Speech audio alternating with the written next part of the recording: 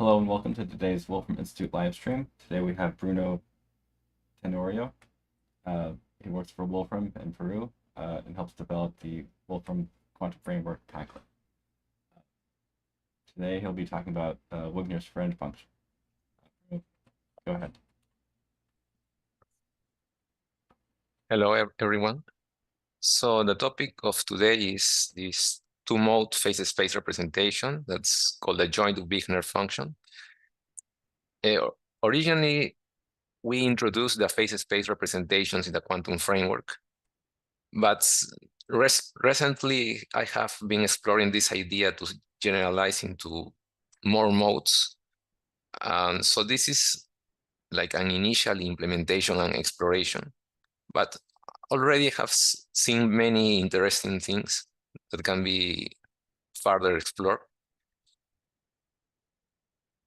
So first, let's start doing some review of the second quantization that we have in the quantum framework.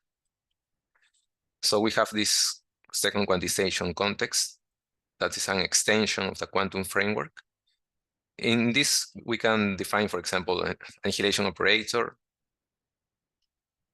in the default truncation size and order, and also define the annihilation operator to the second mode.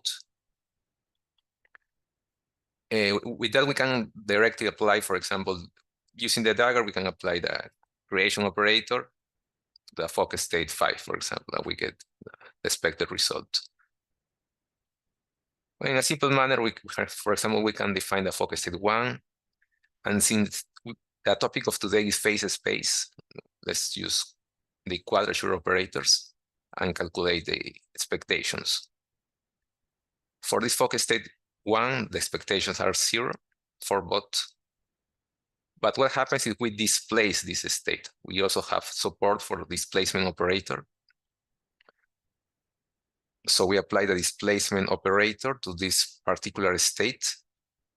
And we can see that when we calculate the expectation values again, we get exactly the displacement that this 0.2 is directly related to the displacement in the position quadrature, and the imaginary part is related to the displacement in momentum quadrature. So we get this result. Same we have for the coherent state. We can define a coherent state passing some particular amplitude. We normalize the state, and we calculate the quadrature. In this case, is related to the real part of the complex amplitude is related to the position quadrature, and the imaginary part of the complex amplitude is related to the momentum quadrature. Here we have this recently added operator, this phase shift, that basically you can see it as a phase space rotation. So if we applied this phase space rotation to this state, and calculate the expectation, we get this. But using the original expectation values is the same thing as rotating the quadratures. So if we can put the rotation matrix with the same parameter and apply to these initial expectations, we get the same result. So that's why we can say that this is essentially a phase space rotation. We have also multi-mode state. So we can define just passing the occupation values for each particular mode.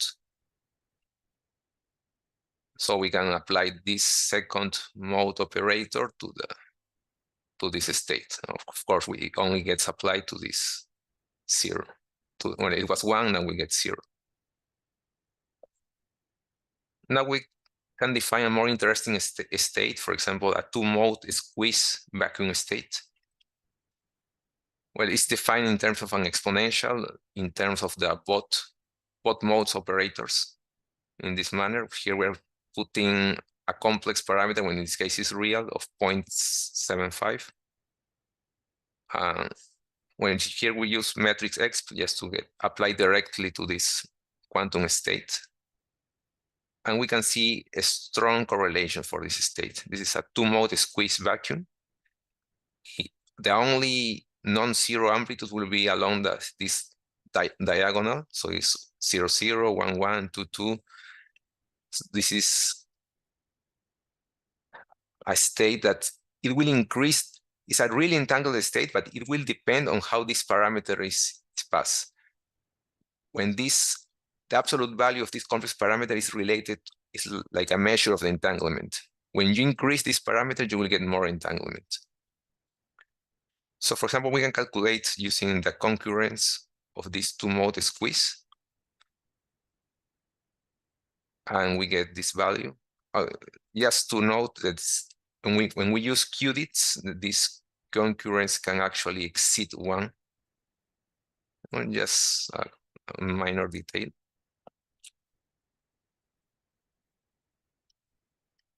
We can also try a really entangled state that's really famous in quantum optics, the Nun state, that is a superposition of focus state of 0, n, when in this case n is equal to 3, and focus state n0.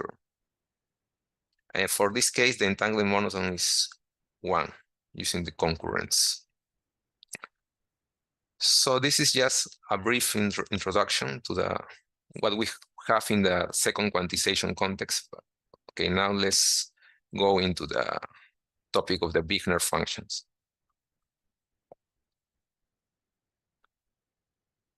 For an arbitrary density matrix rho, we can define the Wigner function that is a phase space representation in terms of the phase space coordinates x and p. It's related to this integral.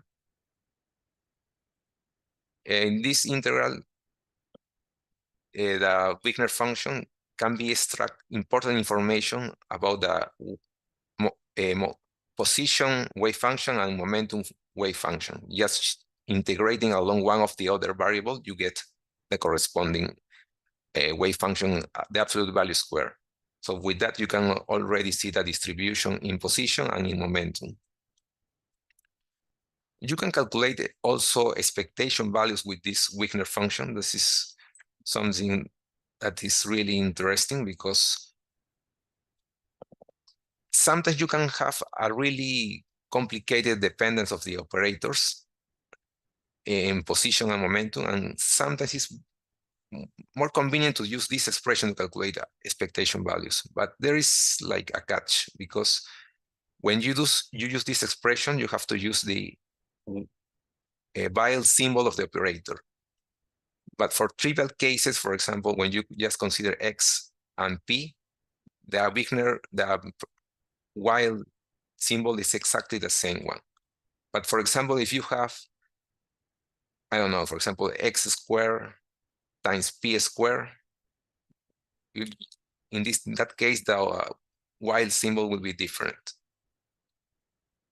For example, if you have only a dependence of x or only a dependence of p, then the Wiles symbol will correspond exactly to the same one. Yeah, just some minor detail. There is also an alternative way to calculate the Wigner function in terms of the complex phase space variable alpha. Is using a trace. This trace will be dependent of rho and this kernel that I will explain a bit more later. But let's start exploring examples. For example, for a cat state. A cat state is a superposition of a coherent state alpha and coherent state minus alpha, where alpha is just some arbitrary complex parameter. We also have support in the quantum framework. You can define a cat state. Here is the truncation size. This is the amplitude, and this is the phase. There can be a relative phase. And we have this Wigner representation. This is our main way of calculating a phase space representation in the quantum framework. So you just pass some state and some range for x and some range for p. So here I'm showing how this looks like, the 3D representation and the projection on the density plot. this kind of shape is really interesting because we have these fringes at the center. That's some signal of quantum interference. Because if you graph the Wigner function of just a coherent state, you will just see a Gaussian shape. But this superposition of coherent states is giving us this nice pattern of interference and has non-classical features because this Wigner function can have negative values. That's why it's a quasi-probability distribution or representation. But even if it is what are the axes on this? I'm sorry, what are the axes on this plot? Oh, this is X position and P momentum. And the vertical axis, is that probability amplitudes? Yeah, this is the quasi-probability distribution. And so we have negative probabilities as well as positive. Yeah, that's why it's quasi-probability, right? But the main point is when you integrate it along all over phase space, you will get 1. Mm-hmm. Even though it's a quasi-probability, but you can extract information in integrating.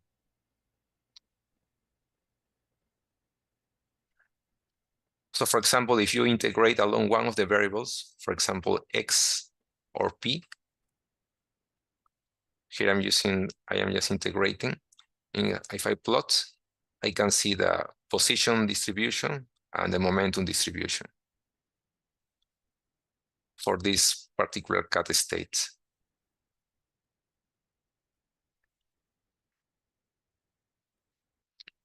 Yeah, very interesting.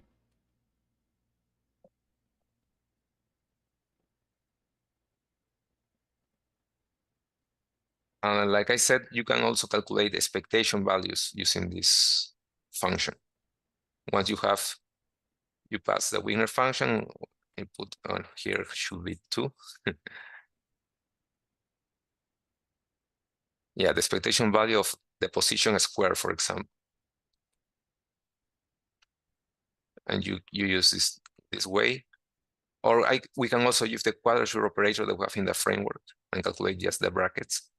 Of course, this is just some simple example, but when you have a more complicated dependence of the X and P, sometimes this approach can be useful. But of course, in this case, we can just extract the position operator and just use the brackets to get the expectation value.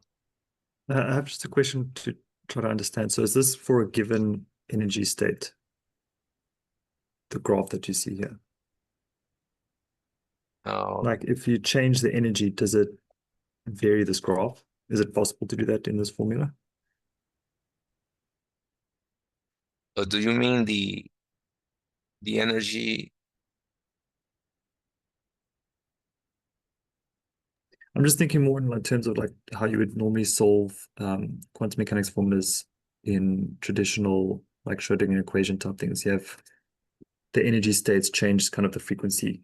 I'm wondering if there's some equivalent here to see how that graph might adapt or change the frequency.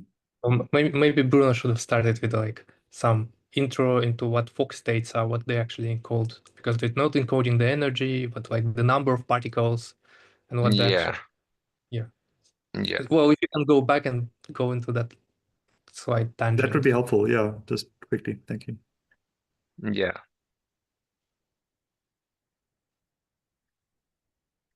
Yeah, basically we use this Fock expansion, right? That can be associated to some, for example, simple harmonic oscillator, the occupation number of those states. Of course, in that simple harmonic oscillator Hamiltonian, there is a frequency, like you say, that can change the energy. But here, when we calculate the phase space, like we are already normalizing in units of h bar and omega and all of that.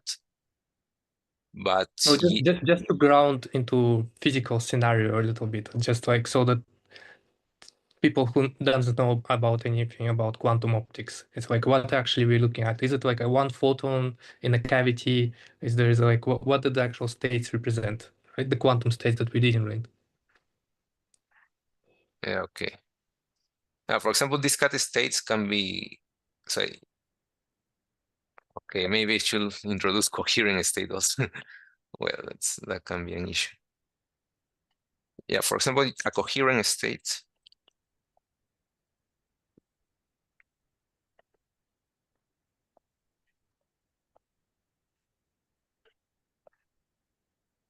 is a superposition of different Fock states, with each Fock state is related to the number of photons. Here, this coherent state is a particular superposition that resembles a classical field. When you calculate some expectations and statistics, this coherent state resembles a classical field. So each Fock state is related to the number of photons that have that state. Like I said, this is also related to the simple harmonic oscillator, or the quantum harmonic oscillator. But when we consider this cat state is a superposition of these coherent states.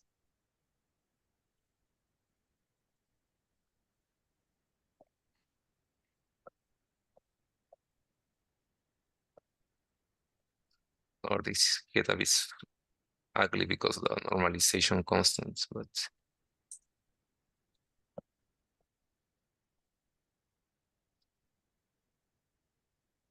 but these coherent states, for example, a coherent state can be prepared in a cavity, for example. It's related to a laser. A laser can prepare a coherent state. A cat state, as far as I know, there are some experiments that prepare a cat state inside a cavity using some Hamiltonians related to photon laws, and there are complicated ways to prepare these states. But the main point is that this cat state is a superposition, and that's why we get these interference fringes at this center.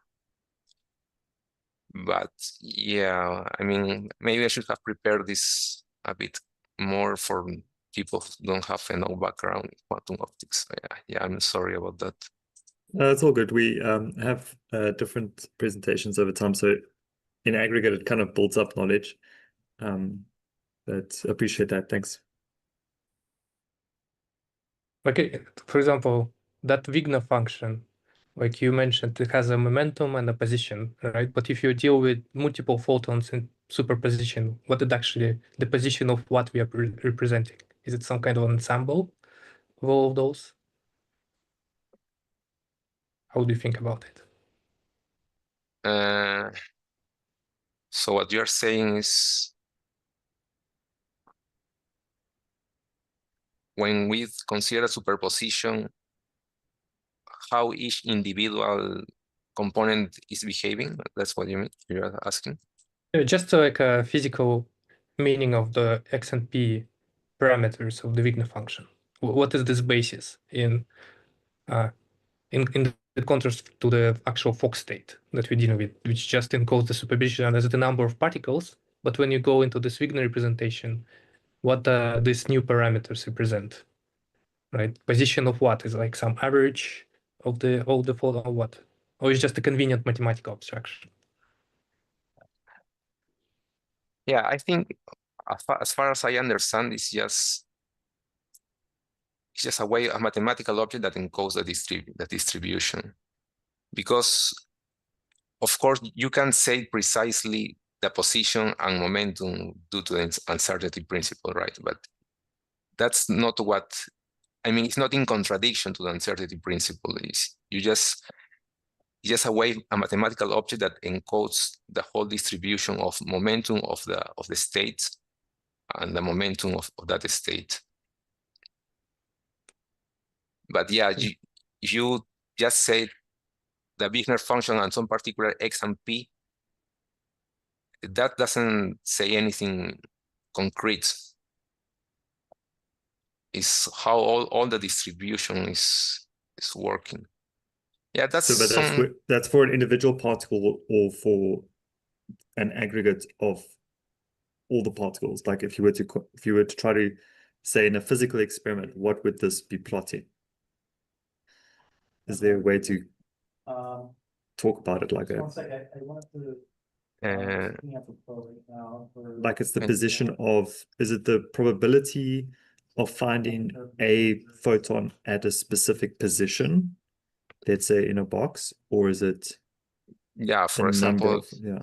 yeah, as you have some cavity, for example, you can relate that to the position distribution when you take a measurement of that state.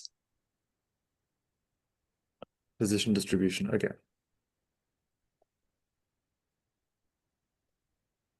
It's hard to like think about the position because you deal with not with a single particle in the second quantization, right? So it's not like a single particle. Yeah, I get what you mean. Yes, a bit. Yeah, it's a bit tricky when you start to see in that way. But yeah, when you take a lot of measurements, that will correspond to look like this position distribution that you are getting here. Okay. Are you measuring a single particle or like some kind of, I don't know, what kind of detectors you usually deal with in second quantization, quantum optics? Can you measure like a multi-mode, configure the detector to measure 3 photons at a time or something? Or how do you actually measure? Or you just measure one and that's what Wigner distribution basically, or it's marginal showing you the position of measuring a single photon at that particular point with that momentum. Yeah, I mean, that depends on how you are detecting, right? There's also a technique that's called Wigner tomography that you can, using, for example, homodine detection, you can measure expectation of quadratures. And you can start to reconstruct the Wigner function. Actually, there are experiments of that. But concretely, what you are asking, my answer will say it will depend on how you do the measurements, because there are single photon measurements, but you can also probe directly the expectation of your field. For example, when you have a coherent state, you can see it as also as a laser is your field, and you do an experiment, and then you have some, okay, how do I say? Yeah, for example, you have a laser that will be your probing field, and you, in the other part of your homodine detection, you put some single photon, a single photon, it's just focus state one, and you can start measuring the quadrature varying some parameters, and then you do the average and all of that, and you can extract some distribution. But yeah, the concrete manners of extracting there is not a single way of measuring this. But the main point is how you can extract distribution of this. It's a nice mathematical object. Yeah, but sometimes it's not easy to interpret, but it's a really useful. It should be like experimentally some kind of intensivity. Like if it's laser, it should correspond to intensivity, right? Of the particular field. Like you just pointing your laser on a screen, right, and see a picture, and that's basically what your marginal of the position distribution is, right? Yeah, you can say like that.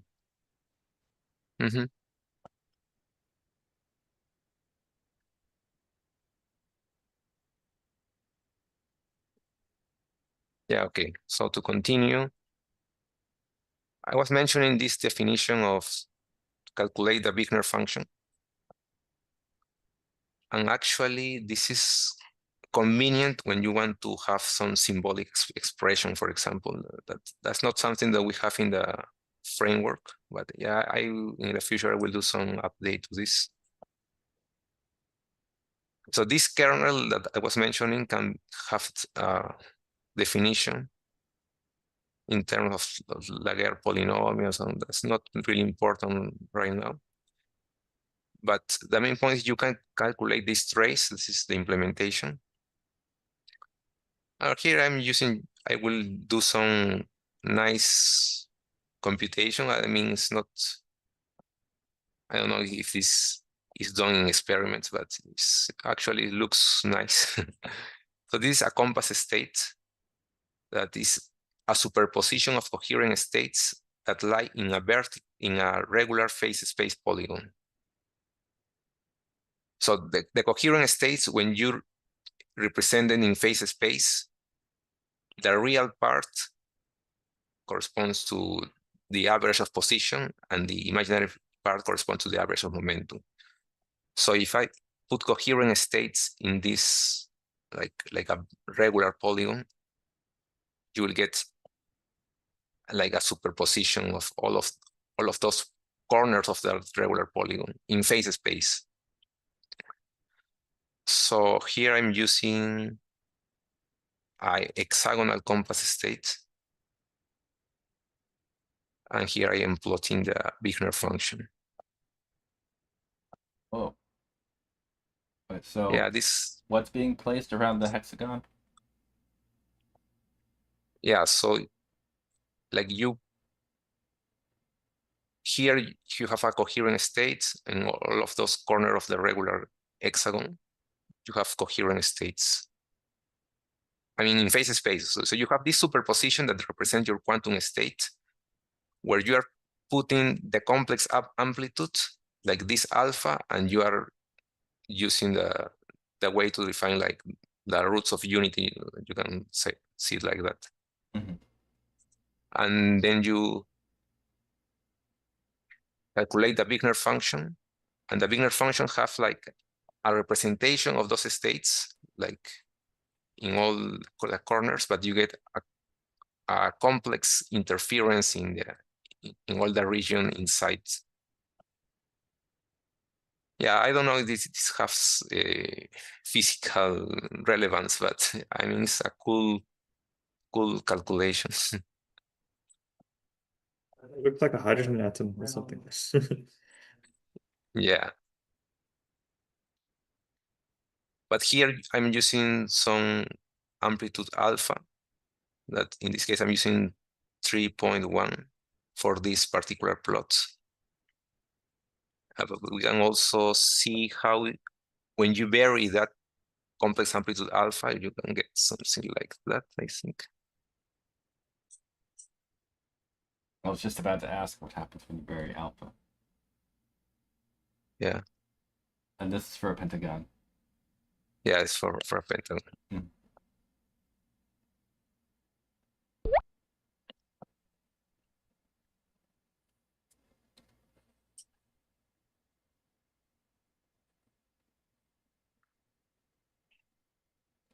So the small alpha means basically your state is not like coherent, you just have a single photon, right?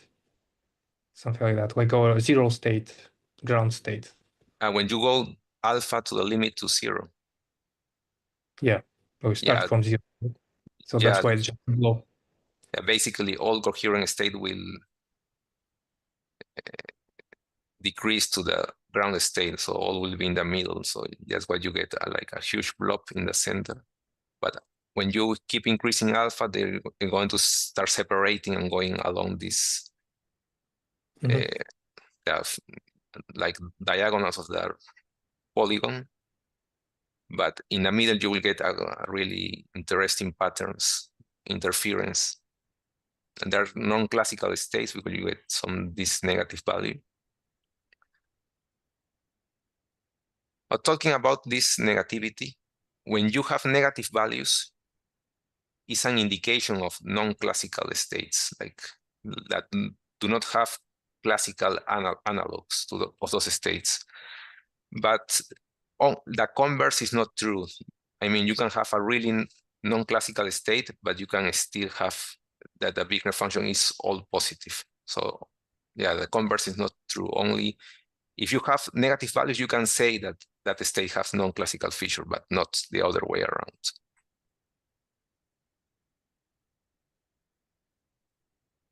It So kind of depends what you mean by classical feature, I guess, right? yeah, well, that's also a bit hard to define the limit between what's classical. But yeah, for example, a coherent state, you can say it has some classical analog. But the other states, I mean, some statistical mixtures also have really resemblance to classical. But focus state 1 already is completely non-classical because you consider a single photon. Yeah, but yeah. So the transpose operation, these other properties of this Wigner function. This transpose operation T of the density operator. So we have this, the density matrix of the state. If you calculate the transpose and you calculate the Wigner function, it will do this transformation. The Wigner function will now be dependent of the coordinates q, and the momentum coordinate will be negated. You'll get a minus sign here. For example, for the superposition of focus states 0 and 1, we have this state with the density matrix. We can calculate the Wigner function of these states. Here I'm using this Wigner trace because, I mean, it's more convenient when you want to see the symbolic expression. What I have in the framework right now is only numerically, but yeah, I think I have to think of design how to incorporate this new exploration that I have been doing. But yeah, so we can check this equality when you do the Wigner trace of the original density matrix with the amplitude alpha. It's the same thing as this Wigner trace of the transpose and the conjugate. I mean, this complex variable alpha, you can express it in terms of position and momentum, like x plus I p over the square root of 2. So when you do the conjugate, you're essentially negating the momentum part. That's why it's the same thing. And this is an interesting feature also, that something that is called symplectic covariance. That when you this symplectic covariance is mostly related to some transformation like displacements, rotations, squeezing. But I think it can be generalized to other operations also. For example, if you calculate the Wigner function of the transformed state using this transformation, using the original coordinates, is the same thing as calculating the Wigner function of the original state, but you do some transformation to the coordinates. But this is now like a classical transformation of variables. Like, for example, you do a rotation matrix, things like that. So for example, in the case of rotation, here you will do a transformation in Hilbert space, but here you will do a transformation of just phase space variables. So for example, in Hilbert space, the rotation can be described like this, for example. A dasher times A, and some particular angle you can call theta. Actually, I have this phase, yeah, this one. It has this phase shift operator. I have recently included. I calculate the focus state for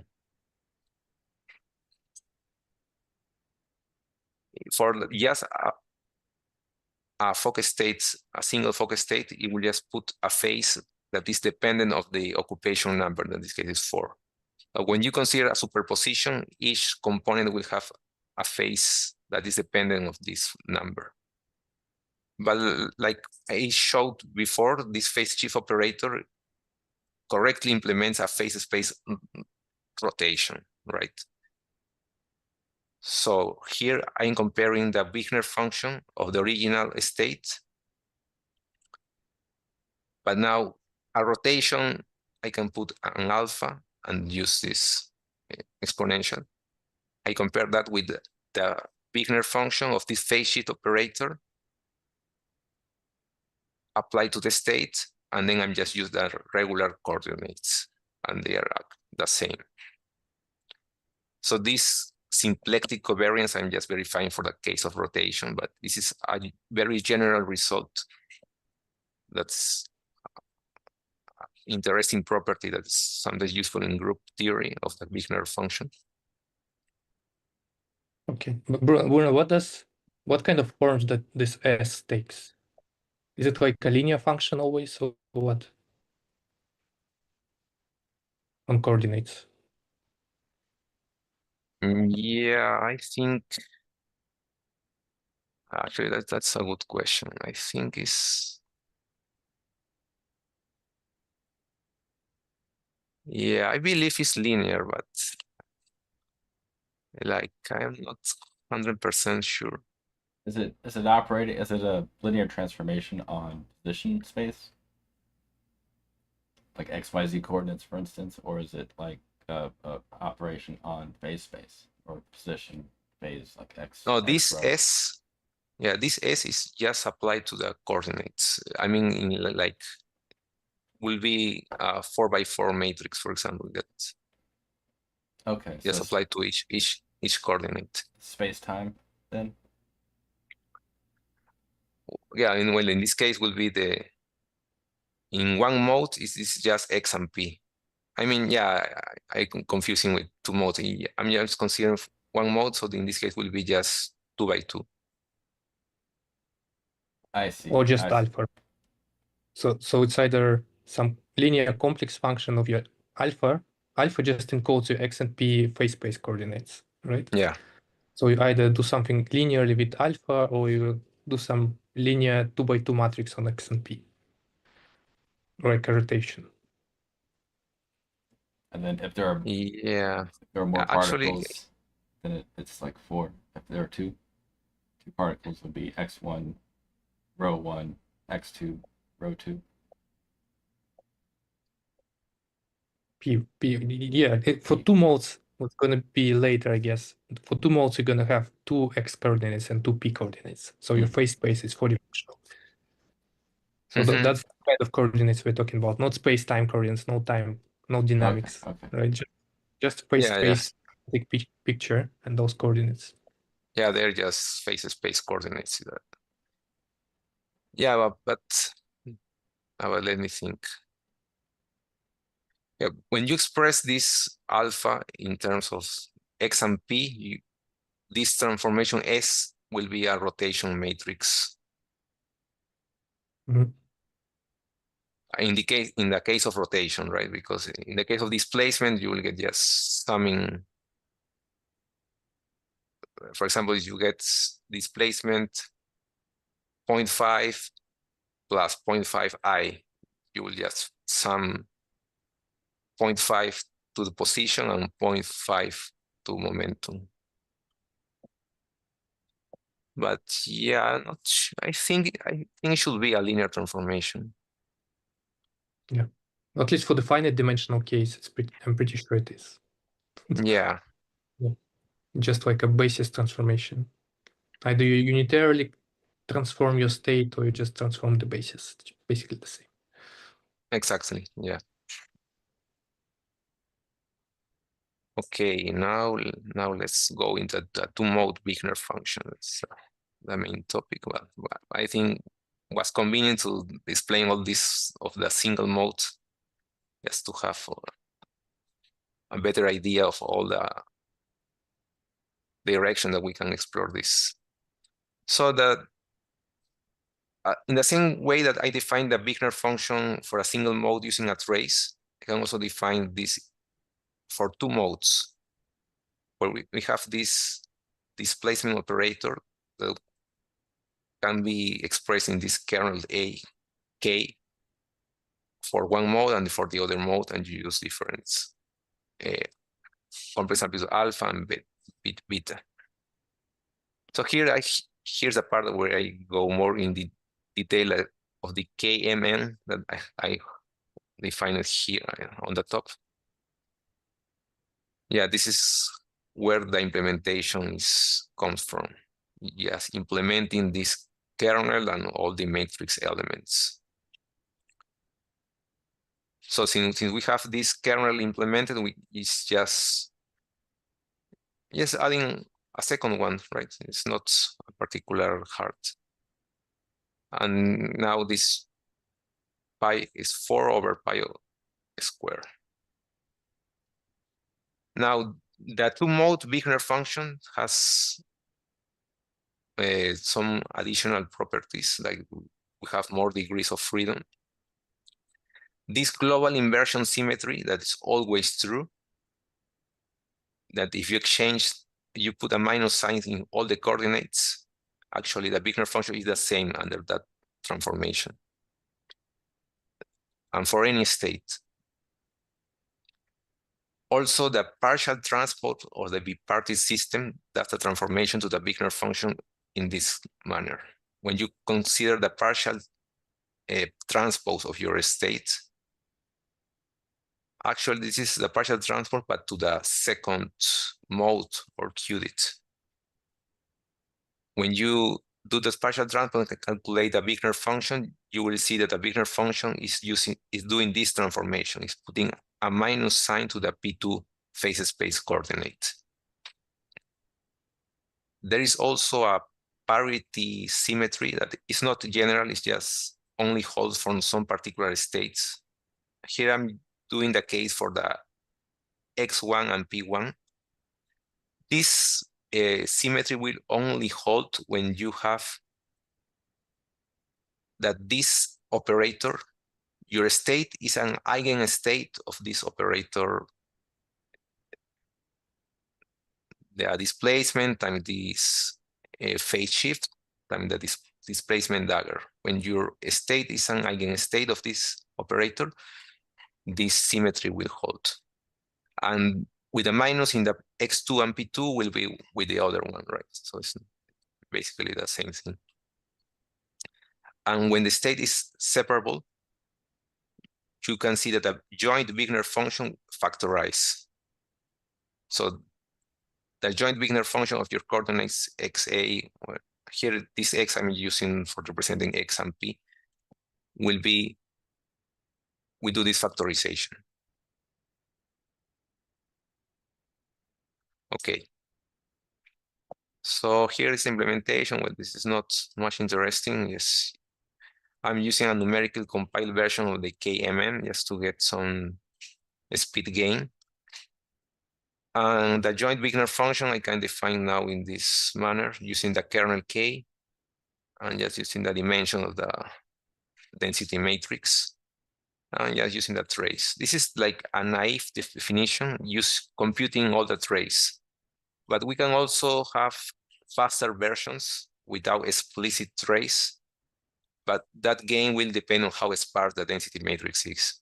If your density matrix is occupying all the possible matrix elements, then the gain will be 0. It will be the same thing as doing this. So when it's more sparse, you will get a more speed gain because we will use the explicit values and the explicit position of the sparse array. Okay, now let's go to the examples. Let's start with Fock states MM.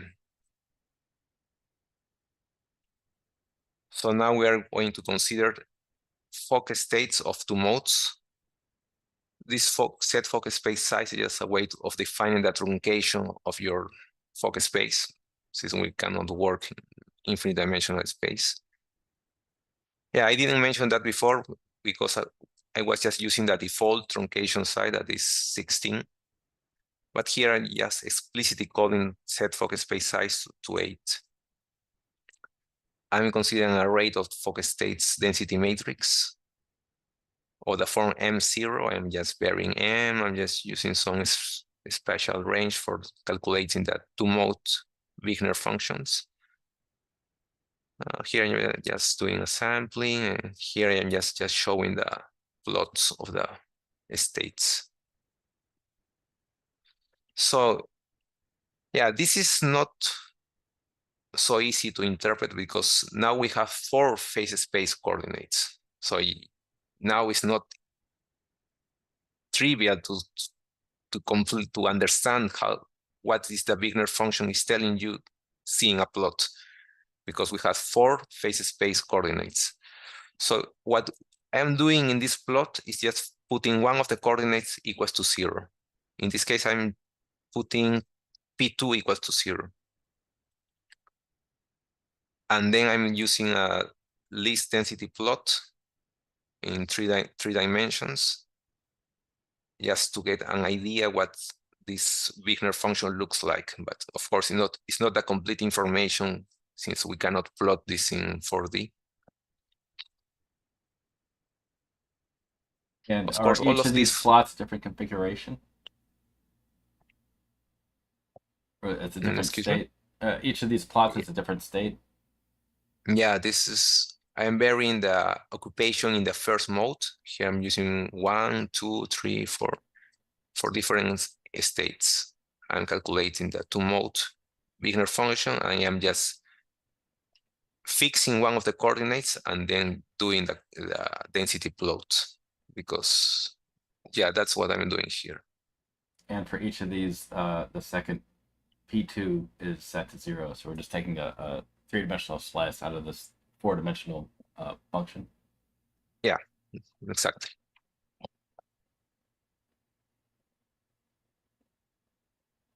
Of course, all of these are non-classical. Yeah, you get negative values. Yeah, because it's just a tensor product of a focus state with a tensor with the other state. Just a single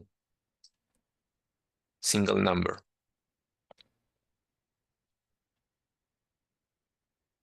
Very cool.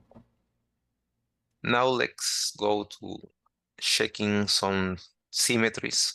I am going to try for the state 2, 3. Define the two modes.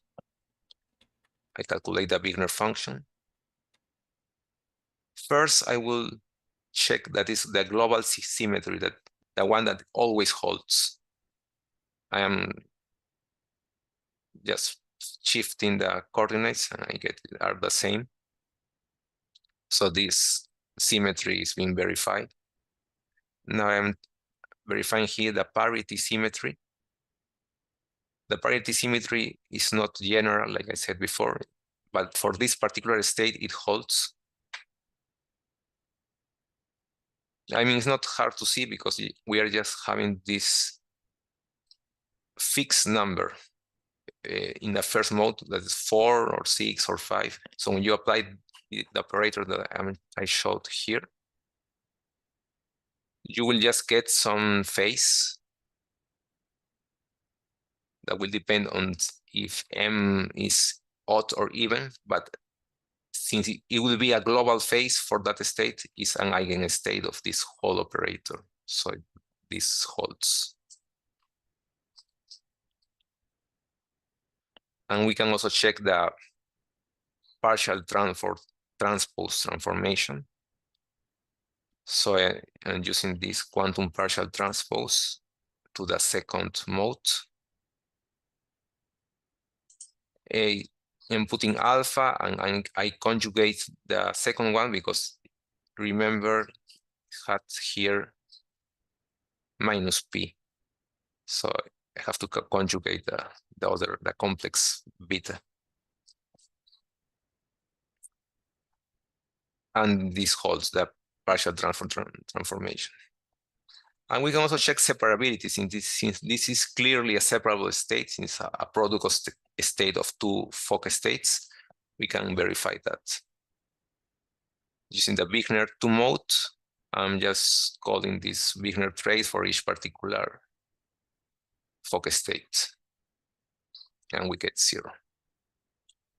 I mean, in this, Okay. I have a question. Yeah, in this case, would it, so if you scroll up just a little bit with the negative A, the symmetry, it looks like these are, scroll back down, I'm sorry. Just below the diagrams. Here? Right, so here it looks like in the X1, P1 plane, you have radial symmetry. So would that come out of the check for when you negated X1 and you negated P1 and you got the same result? Would that hold for any phase of X1, P1?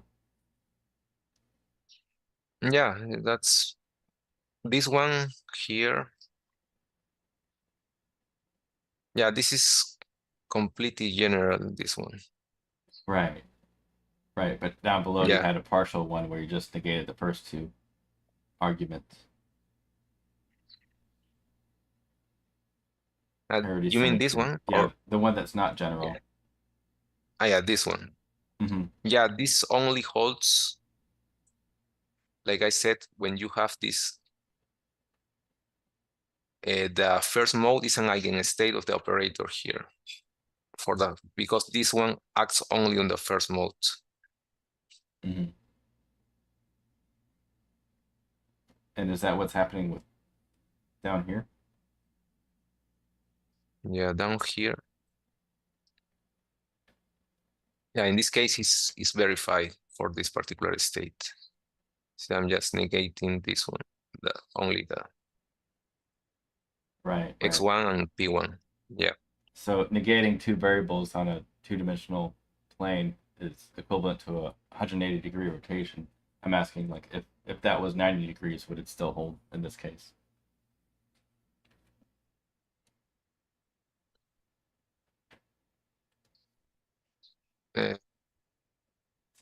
But you are asking if this, like you say, when you shift this, you can see like rotating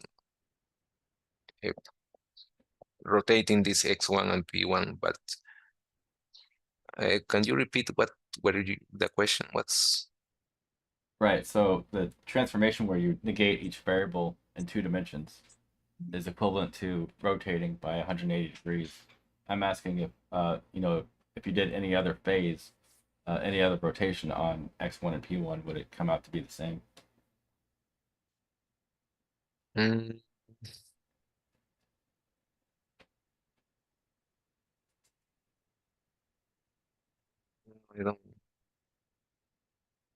I was just curious.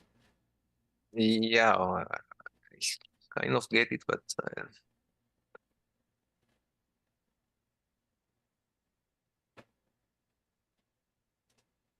I'm not really sure. I mean, this one only holds, like you say, have some radial symmetry of because of how these states are, these particular focus states are, but that will not hold in general. So yeah, I don't have a really good answer for your question, I think. Okay, that's fine. Oh. I was just curious about something.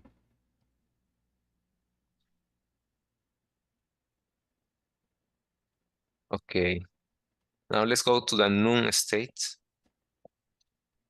Like I mentioned before, it's a superposition of these focus states.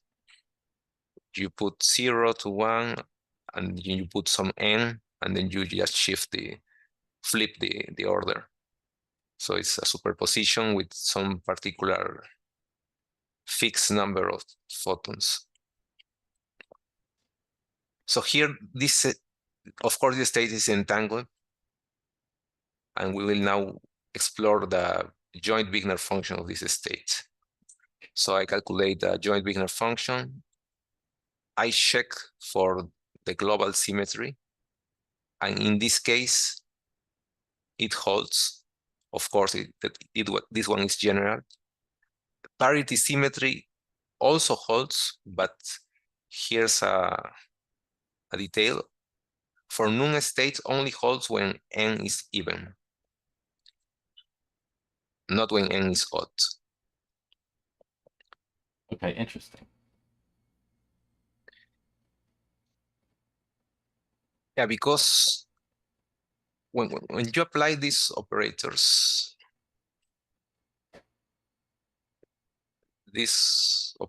you will usually get some -1 to the m or to the n, depending of the focus state. Just when you apply to some particular n state. But since this only applies to the first mode, actually, the state that is relevant is what occupation you have in the first mode. So if you have, for example, m odd, you will get some minus sign. That's why this parity symmetric does not hold, because when you apply to this state, excuse me, this one, when n is even, you will get some -1 to the even power, so you will just get 1. So the state will remain the same. Actually, this one will be relevant because you are applying to the first mode. But since it's 1, the state does not change. But if you put 3 here, now you will get a minus sign, because -1 to the 3 and the state is different. That's why. Let's try to verify that. I think I can run all of this.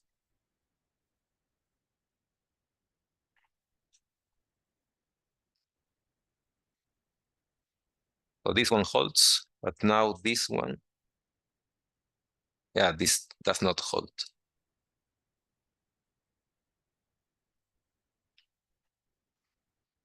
So this one only holds this parity symmetry for Nun states only when n is even. I wonder if that's evident in the graphs. Excuse me? I wonder if that is evident in the graphs when you plot them. Yeah, here we show now the plots. So I'm using 3D slice also, fixing the P2 coordinate equals to 0. Mhm. And we have this, I mean, yeah, it's not easy to interpret directly. You just see in the plot, right? But yeah, that's what it looks like in the 3D projection. Here I have other plot. It's rotating, I think this view angle I have rotated in this case. It's like a different view of what is inside this Wigner function, this projection. Here I have also some GIFs. This one you should see because it was my LinkedIn post. Yeah, this is varying the n of the Nun state. And you get some crazy shapes. Yeah, not particularly easy to interpret, but it's cool. And this one is just rotating the view of this Nun state with n equals to 4. Ooh. Okay. Now let's discuss entangled cat state. So in the same way that we have a cat state that was just a superposition of alpha and minus alpha, you can generalize that to 2 modes. So now you put alpha alpha and minus alpha minus alpha. Here we will go to the particular case with alpha equals to 1.2. Yeah, this is just way for calculating the numerically the Join Wigner function, I'm using this alternative. This one uses the numerically compiled KMN. That's why sometimes it's faster using this one. I mean, it depends, because when you have a really field matrix that is not sparse, the symbolic one will sometimes take too much, or will get really heavy in memory, that when you plot it, it will get actually slower.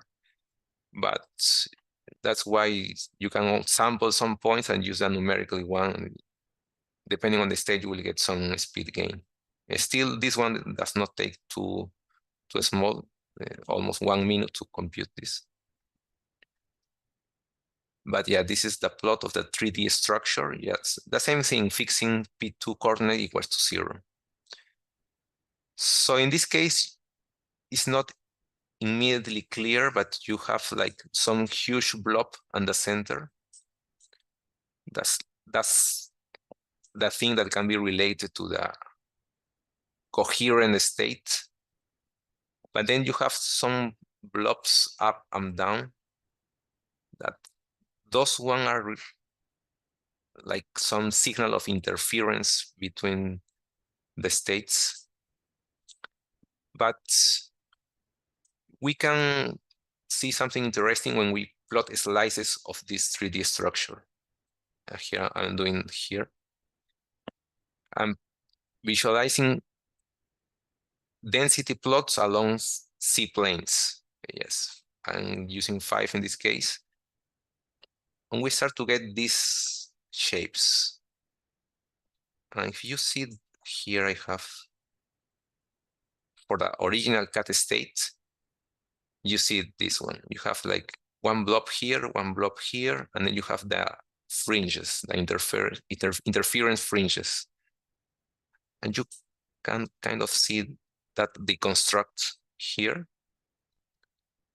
But when you start varying the height of the plane, you start seeing this blob.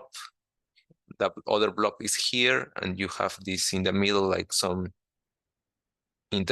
those fringes in the middle.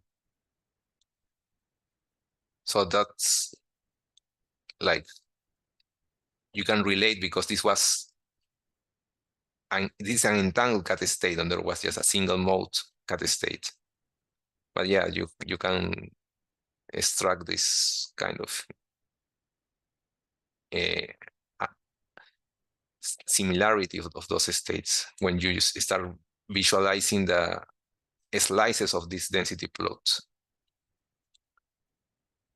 Okay, now let's go to this state, bright state, is actually related to some community posts that I have done in like 3 months ago, I think, that is related to some paper of a different way of interpreting interference. So yeah, you see my community, look for me in Wolfram community, you look for my post of bright and dark states, and you can see more about that. It's an interesting one because I think it's a work that has some future in discovering some new ways of interpreting interference. But these bright and dark states can be defined in 2 modes, but the paper also proposed a generalization to more modes. But for 2 modes, it can have some analytical expression. Of this psi nn are some collective states for 2 modes. When you put these both numbers equals to the same number, for example 8, 8, you get a particular state that's called a bright state. You can see its expansion in the 2-mode Fock states. Have some symmetric shape, like you get this, have some symmetry. And now I'm going to analyze this state with a 2-mode Wigner function. Here I'm picking a bright state with a particular n equals to 4. I extract the density matrix and just calculate a Wigner function in terms of symbolic variables. And you see the 3D slices. Here now you see that it has like some behavior when you see it in the Y direction and some other behavior when you see it in the X direction. So when you see inside the density plot, directly you cannot, I mean, it's kind of confusing. You cannot extract information of this, but yeah, it's kind of interesting. Actually, this one, I only did it for yes, I was curious what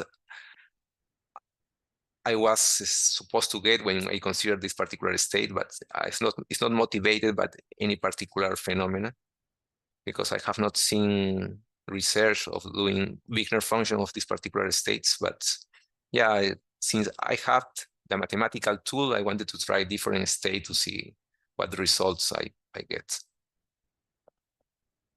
And yeah, this is what I get for the bright states with n equals to 4. We can see the X slices.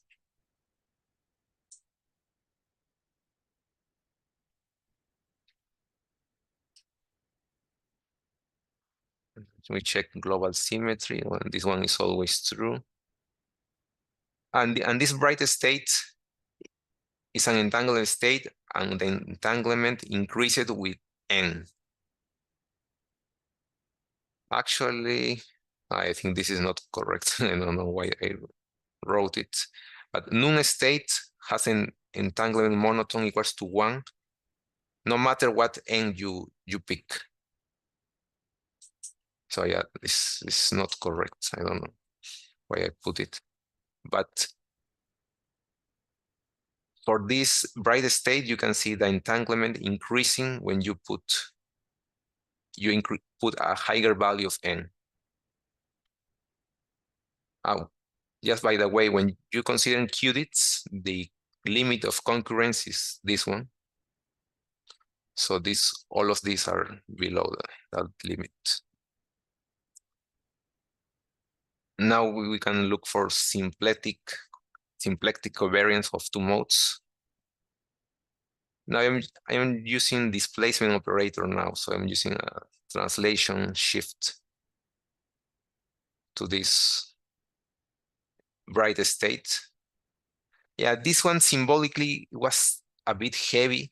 I tried to do it, but yeah, I had to devise like a better way to calculate these things, because I only applying the displacement to the first mode.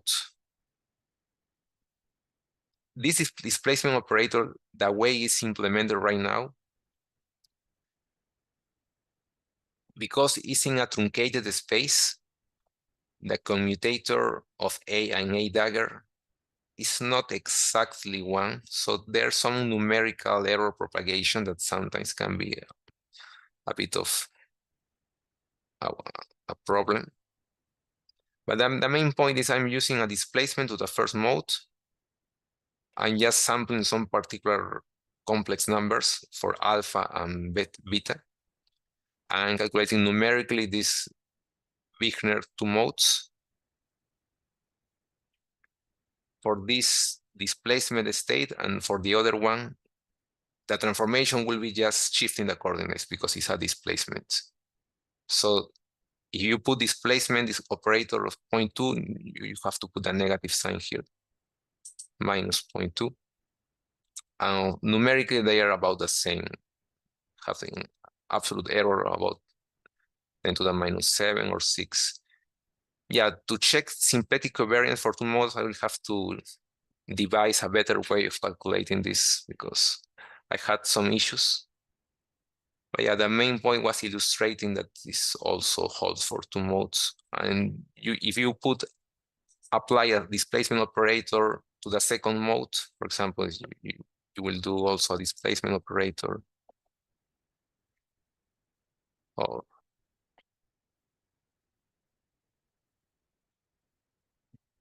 you will have to shift these coordinates like this. So this will be the That way you have to check the quality. But They yeah, should be this equal, but has- you're getting into numeric problems. yeah, because I am now verifying numerically. Uh-huh. Uh-huh. I mean, symbolically, you can do it, but I mean, I was getting really heavy expressions. Yeah, for sure. Yeah, I have to do it. I have to think about this problem and try to do the checks in a better way. But yeah, I have done only numerically. Okay.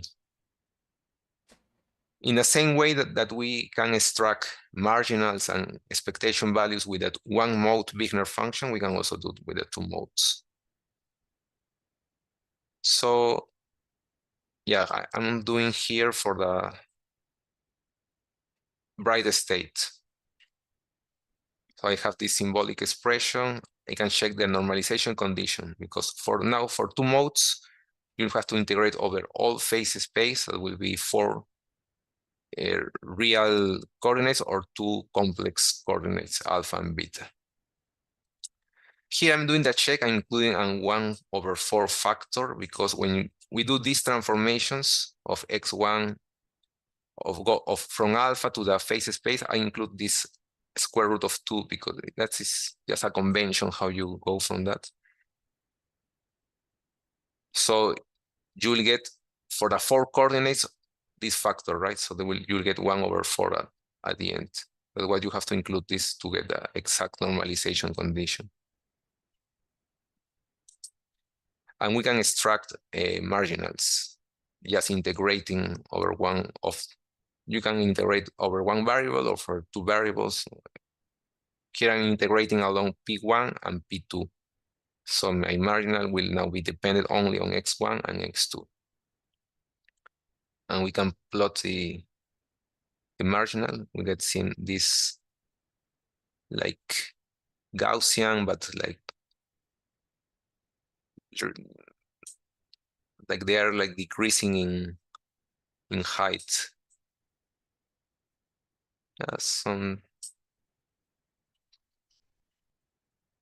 Now we can also calculate expectation values. I am going to do it with a known state with a pi phase. Here I'm just using the definition of the collective states. When you just consider that n equals to 2, you get 2, 1, you will get a known state. I think this holds for any number, I think. Here I put 5. Oh no, in this one this does not hold. I think it's only hold for 2.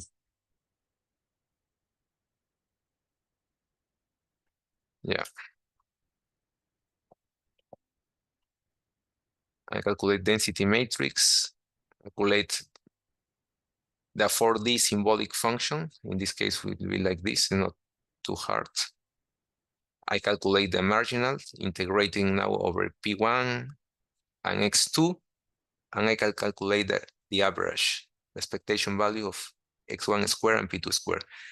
If you remember before, I told you you have to be careful of this one because otherwise you have to consider the Wiles symbol. But in this case, X1 and P2 are of different modes, so they commute and there's not an issue here. So if you consider the integration, you will get 7/4 that correspond to analytical results. Okay, now to end, we consider a 2-mode squeeze vacuum. This is a way of saying revert to the default truncation size. And I'm considering a complex amplitude chi for the squeezing. This will be the squeezing parameter. You just consider a real squeezing parameter. I define my 2 modes. And I calculate the 2-mode squeezed vacuum. I extract the Wigner function, the same workflow. And I'm going to now plot 2D slices. I'm fixing P1 and P2 equals to 0. I'm getting this squeeze ellipse. This actually will be very similar if you just plot and squeeze vacuum for one mode, and you will do the Wigner function and plot it for one mode. But here we are plotting the two mode and fixing P1 and P2 equals to 0. And we get this one. I'm highlighting this diagonal because you see when x1 equals to minus x2, you will get this direction of squeezing. It will be more clear in the last calculation I will do it below. Because now if I consider x1 and p1, I was expecting to get also this kind of plot, but when I did it, I get like a Gaussian one. I was wondering why, and you will see it in a minute why.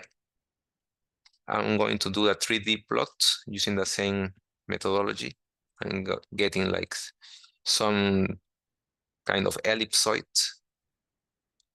I'm just queuing using region function, so it's not complete, just to see what's inside. But yeah, it's some in 3D slices will be ellipsoids that represent the ellipsoid represent the squeezing that's along the quadratures. So if I define the quadratures operator for each mode, x1, p1, x2, p2, but now as quantum operators, not phase space coordinates. And I calculate for these two modes squeeze. I'm defining these that are called the EPR operators. That's motivated by the EPR paper.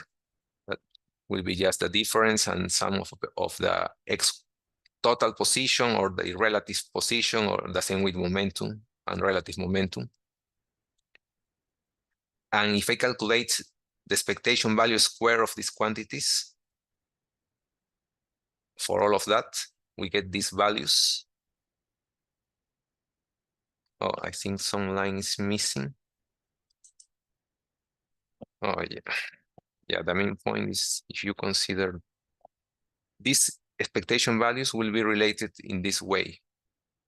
One will be related to some exponential with minus sign, or with plus sign. This, of course, has direct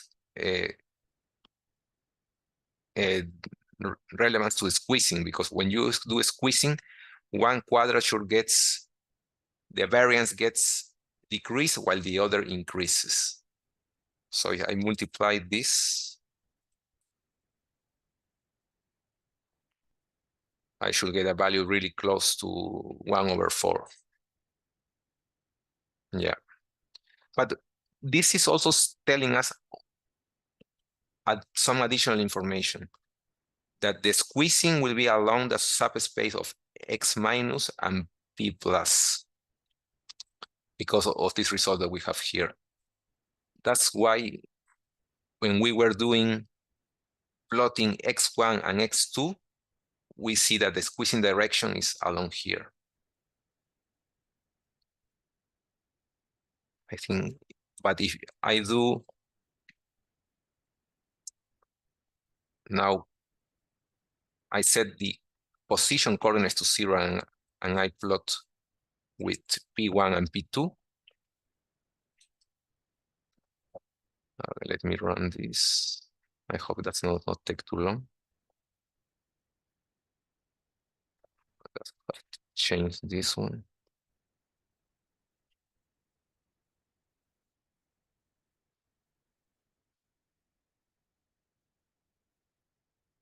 Now you get the other, because the other relevant squeezing direction was along P plus. That's the sum of the momentum. But there are not, you can say, correlations between the other ones. That's why when I just fix x2 and p2, between x1 and p1, I only get a Gaussian. When I project in a 2D space. So this is kind of interesting.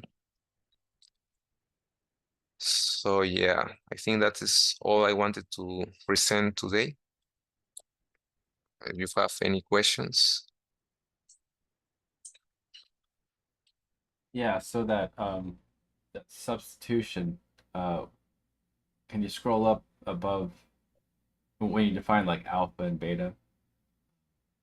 This yeah, here we go. Alpha goes to x1 Here? plus I p1, right, and beta goes to 0. So that's setting up like the squeeze axis. The Yeah, direction. you can say it like that. I'm just plotting 2D slices, yeah. But yeah, in this case, yeah. it will. Yeah, it's not. You will get that there not be any particular this appearance of squeezing when you do this 2D slice. But when you do the other ones, now you will see the squeezing, how it's going, how it's appearing. Because that's directly related to how these expectation values are. When you calculate, it gives you insight of how this squeezing is being applied for 2 modes. Right. So in the previous example, there was also like a tilted or a squeezed thing that was going along the diagonals. It's like this dumbbell shape. Yeah, in this one. In the previous example, there's a 3D plot with like a squashed dumbbell. This one here. This one? Yeah. So this is also like mostly a blob with some harmonics on it and some radial symmetry along some sort of axis, but the axis is off center, or it's not vertical anymore.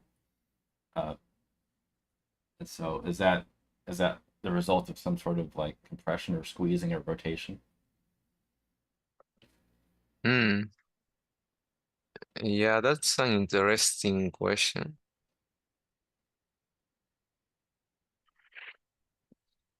Actually, I think there will be like some rotation and some mixing because let me see. This bright state, I mean, let me do some, I hope it works. I think I can also get a really similar state if I do a beam splitter operation. Okay, I hope it works.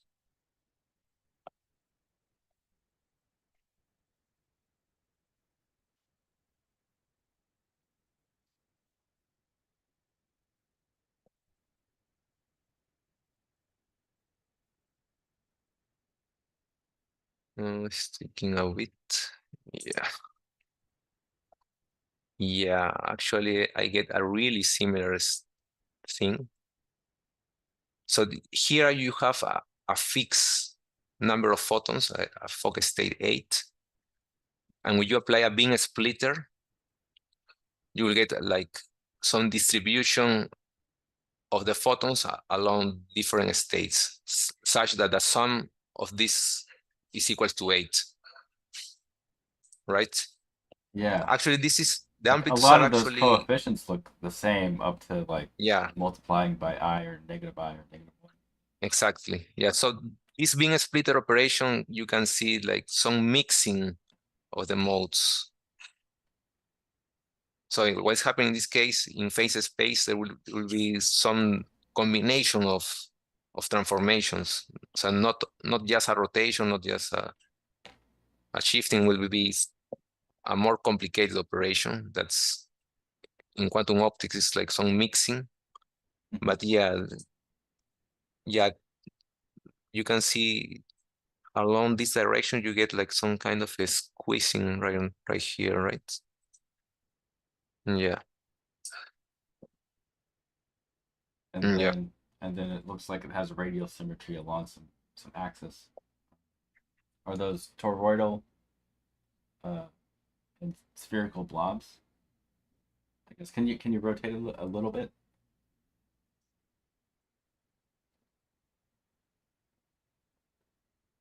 Mm. Yeah. Oh, look at that. Yep. Yeah, kind of cool. Uh-huh.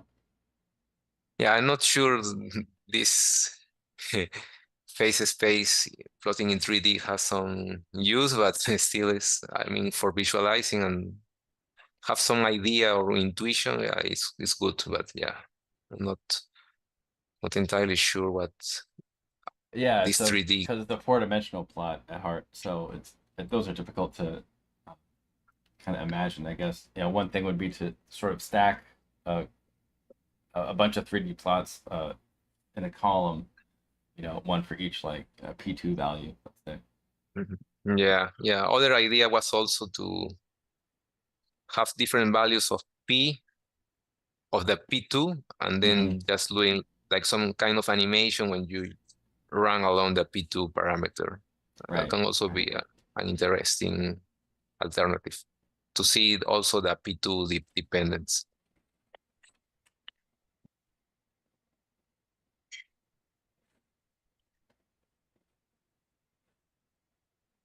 Yeah. So, are there any more questions?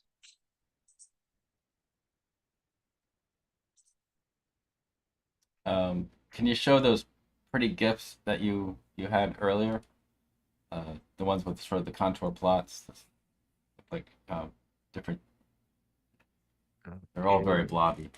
I think they were on your computer somewhere else. Yeah, it's this one, I think. Oh yeah.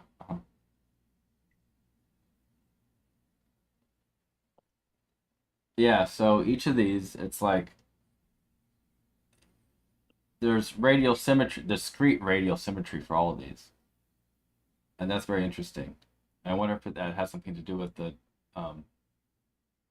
integer on the second state variable. Yeah. Yeah, this is related to those symmetries. Mm-hmm. Exactly. And these are all for like P2 equals 0, like a three-dimensional slice out of the four dimension. Yeah, fixing one coordinate and doing the contour plots. In this case, are contour. Mm-hmm. And briefly, can you show the other one, the 400? Yeah, this is for the Nun state with n equals to 4. Uh-huh.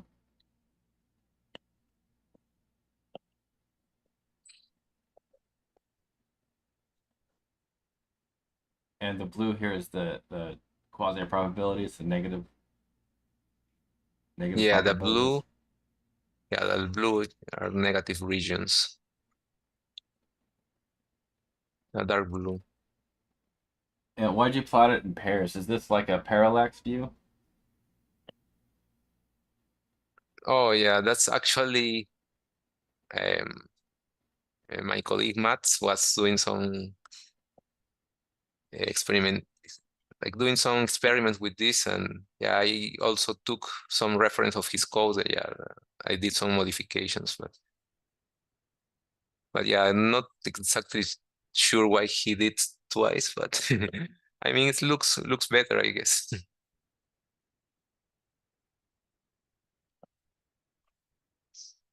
Yeah, I think you're supposed to cross your eyes and do the magic eye thing, and then it like pops out. Yeah. I really like that.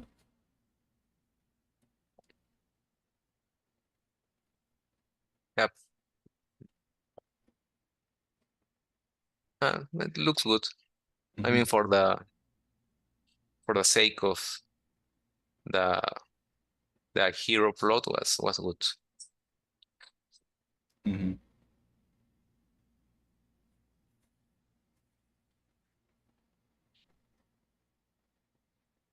Okay. All right. Any other questions from people on Zoom? Yeah.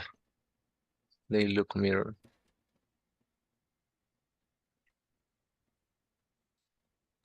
I see that we're asking something about the hypergraph, but I'm not sure how to relate to that. Oh, yeah, so I've done work with four-dimensional visualization stuff for like hypertoruses and stuff like that. Oh, where yeah. I take slices of the object and sort of animate them. So yeah, these four-dimensional things, they take a lot of to sort of understand where the material is or where the probability densities are. And it's fun to explore different methods for visualizing them. Mm-hmm.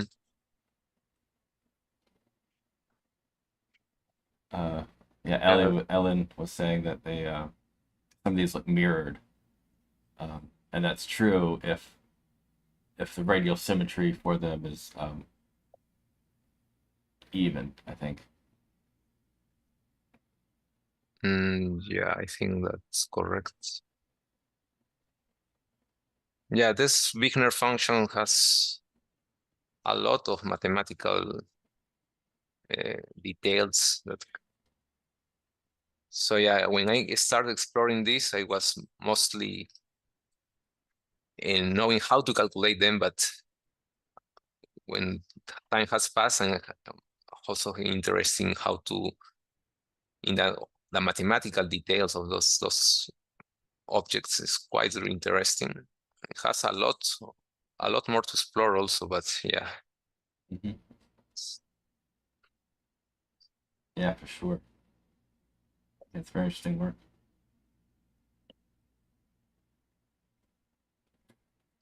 Well, thank you, Bruno, for coming on and showing us all about these quantum functions and Wigner's friend and all that.